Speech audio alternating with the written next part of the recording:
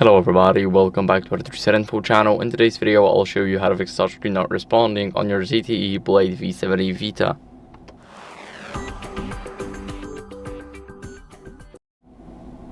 So first, what you guys want to do is remove the screen protector or case. I have both, but listen.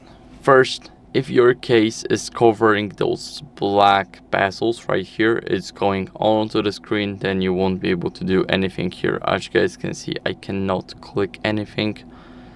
And that's what would happen. Basically, your screen will become less responsive or unresponsive at all. So, what you guys want to do is, if that's the case, remove it. Now for the screen protector, if it's misaligned, if it's going to the side of the phone, it can also cause some serious issues. So make sure to remove it if that's the case. Now, we want to clean the screen with a microfiber cloth. So we're going to get rid of any debris, moisture, and fingerprints. I have it right here.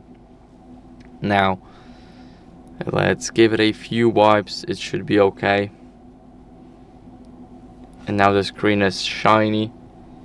And what we want to do next here is restart our phone. So hold the power button, tap restart, and tap again to restart the device.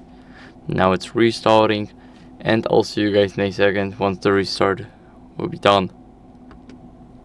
Now after the restart, what you guys want to do as a last resort is update your software. So it's pretty easy. All you guys have to do is go over to settings and scroll down to system. It's almost at the bottom, and click on system update. Make sure that you have Wi-Fi enabled.